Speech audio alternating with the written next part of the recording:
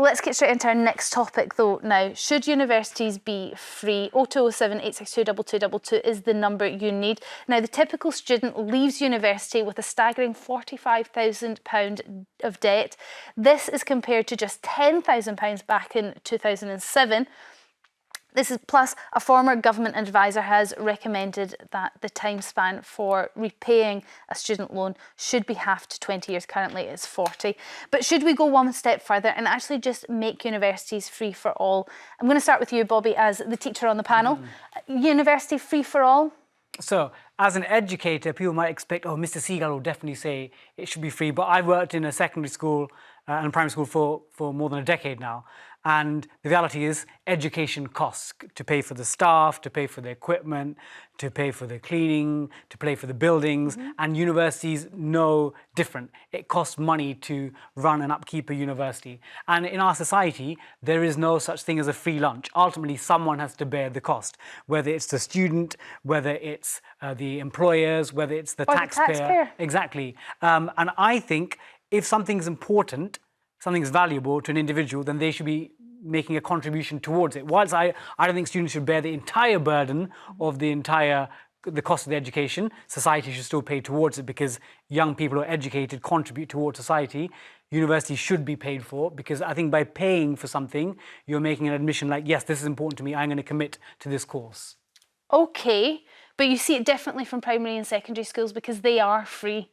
Why should primary and secondary schools be free but not universities? So I think because primary and secondary, in our society, we have said that everyone to the age of 16 or 18 should get an education. But beyond that, then you have the choice of going to employment, vocational training, or some people further education. So these are choices that you make for yourself. They're choices. All right, Lowri, I know you want to get in on this. We'll find out what you think after the break and we'll be taking your calls now. Let's get back to what we were talking about just before the break. Should universities be free for all? Lowri, we didn't get your view on this one. Do you think free for all would be the right answer? Well, free, but not for all. I had a free university education, so there was a time when we did offer it free, but it was when they decided that a vast number of people should go to university because this was what a developed country should have. This was Tony Blair's, the massive expansion had to be paid for. And rather than the government funding it, they decided that students should fund it. But nobody thought that tuition fees would be 10,000. Nobody thought that the maintenance loan would be another 10,000. So actually, what we were sold is not what's arrived. Now, I've got 3 kids. One's in uni at the moment. The other one's deferred a year. And the financial strain on them and on me, actually, because what they don't tell you is that the maintenance loan isn't enough to support them. So parents have to somehow help their kids to top up so they can live.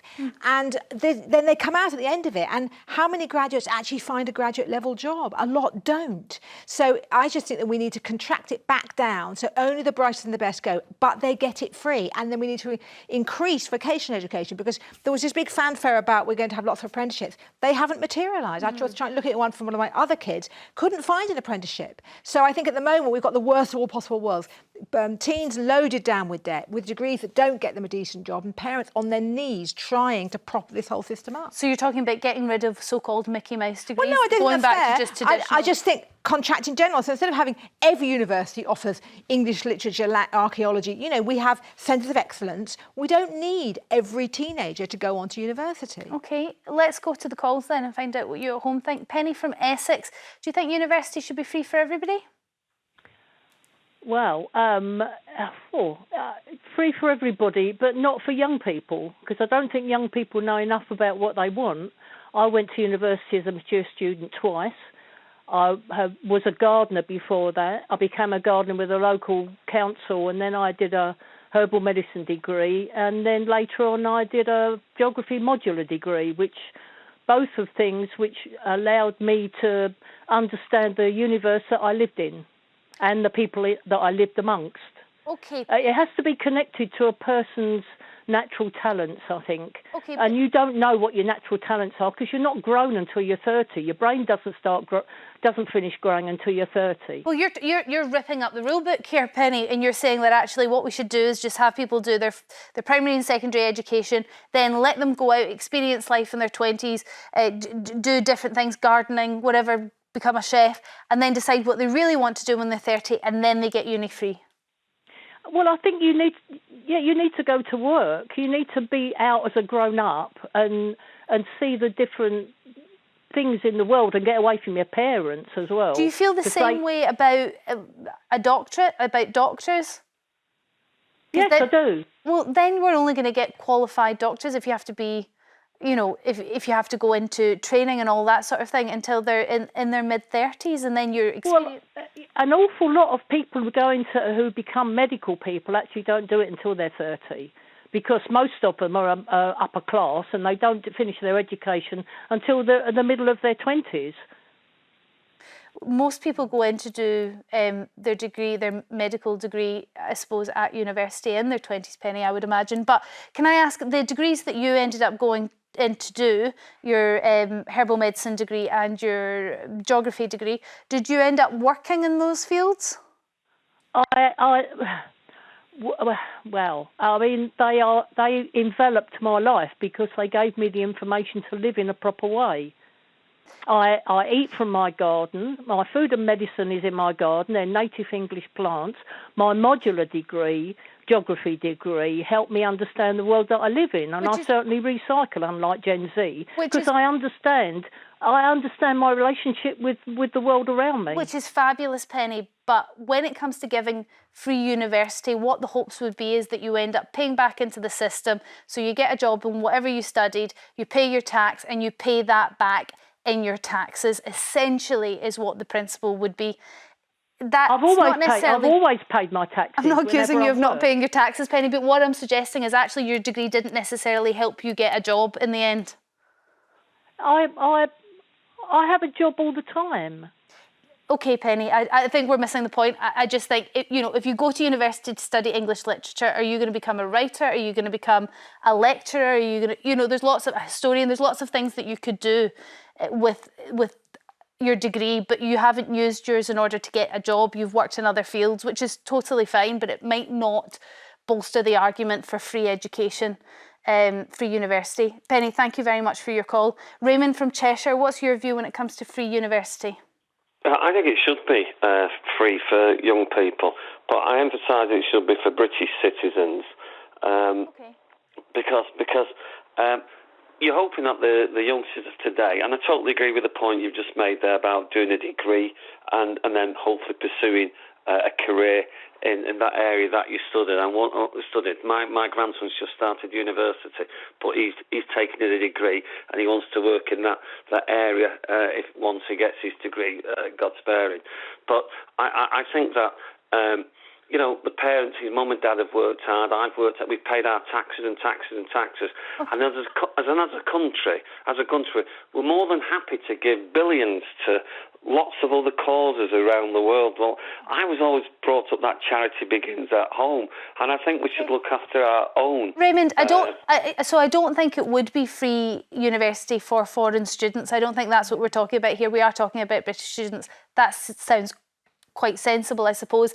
The fear when you do that, though, is, Raymond, universities are on their knees at the moment, and it would be very tempting for universities to open up more place for foreign students than the British students, because if you've got people that are coming in willing to pay $9,000 a term, I think they pay a lot more than that now. 30 grand a year, isn't it? So 30 grand a year. Then a British student, which you're just getting subsidies from the government, you would look a little bit more favourably on the foreign students, on the international students, wouldn't you? Hello? Have I missed you? Oh, sorry, have I missed you? No. You paused there and I thought, maybe he's gone. No, I've not gone. You'll never get rid of me. I just feel like, I'm retired now. I took graduates on from university to work with me, and I really felt sorry for them because they're getting a monthly salary and they're having to pay back so much money, and you think, it's unfair. They're trying to save up to buy a house. We have so many debates about young people can't. I know kids. They're not kids, they're young people, 26, 27. They're living at home with the parents. They're adults, yes. It's a joke. Fair thought for the parents, Raymond. I was married with 2 kids at that age. It's a very, very different world now, I think, for younger people. And absolutely, when it comes to getting a house prices alone are would stop you from being able to do that. But then when you're ladled with this level of debt, I mean, that's what we're talking about here, and how do we solve that issue? Raymond, thank you very much for your call. Anne from East Sussex, what's your view? Should we give free university to all, well, let's say, British students? It would be wonderful, but I don't think it will happen because of the government at the moment. I think, they're trying to tighten up on everything. I do agree with the panel saying that people who go to university, and it seems it's a status. Oh, my child has gone to university. They go there. What are you studying? Oh, geography. Oh, but what does that lead to? Nothing. It's just a status to go to university. I do think it would be wonderful if nurses and universities could be free for students, but I don't think it would happen.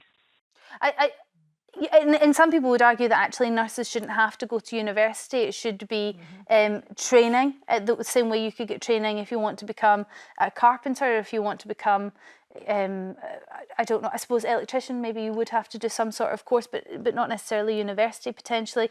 But there are lots of degrees now for things we never had degrees for before. I don't know if geography was the right one to pick. That's quite a traditional. Well, I was just giving. No, absolutely, that's a yeah. foundation. Maybe golf course management. I think that's a degree you can get somewhere. I think it's true that some people go to university to have the university experience. Yeah, and I think there might be a snobbery amongst parents that want their children to go to university as well, that pressure. And I think also, a lot of people will do one degree and it's not necessarily vocational, but it will actually open the door because it shows that you're intelligent, you're capable of hard work, you can Geography, deliver history, on a goal, all that kind of stuff. Literature. But I just think, as a parent of teenagers, that 45 grand is an awfully expensive, lovely student experience. But I think there's a lot to be said about the value of that personal development, because again, from 0 to 18, we're living with our parents.